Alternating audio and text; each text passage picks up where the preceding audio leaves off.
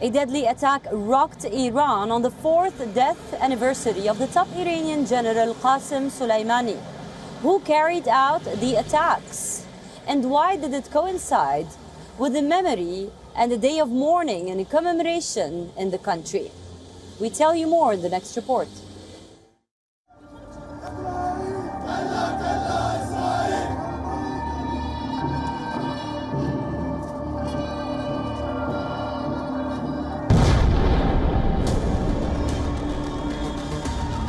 2024 in Iran began with the deadliest attack the country had seen since the 1979 Islamic Revolution.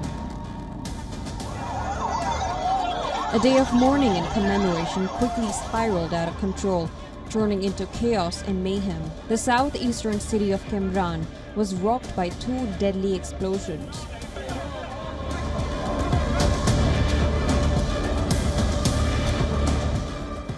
Killing 84 people and wounding hundreds, including many children.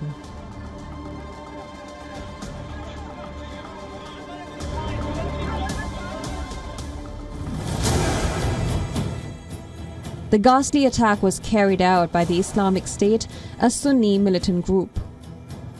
The militants targeted a large procession meters away from the Garden of Martyrs Cemetery near the Sahib al-Zaman Mosque. The gathering held posters and banners of top Iranian General Qasem Soleimani on his 4th death anniversary when the blasts took place.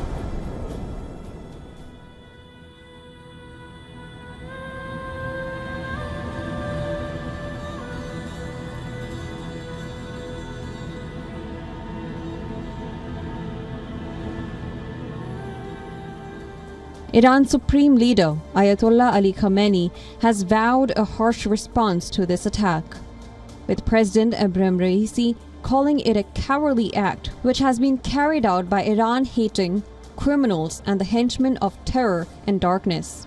Several top officials had earlier blamed US for the explosions. However, Washington was quick to deny.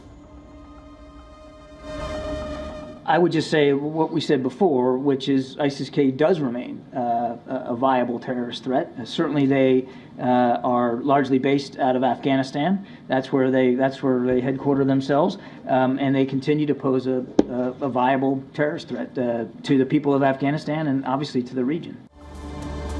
The Islamic State claimed responsibility for the attack, while also revealing that it was 2 suicide bombers who carried out the bombings. The attack has opened a Pandora's box into the recent history of the rise and fall of Islamic State in Iran and raised a fresh wave of concern over its resurgence in the region. The Sunni militant group has a long and bloody history of division with Iran, which is predominantly inhabited by Shiites. The group's affiliate in Afghanistan, called the ISI's Khorasan, has on several occasions threatened Iran over its apostasy or the act of abandoning a certain line of religious beliefs. The incident has once again brought the spotlight on centuries-old sectarian divide in the community. But why did the Islamic State pick this particular day of mourning? And who is Qasem Soleimani?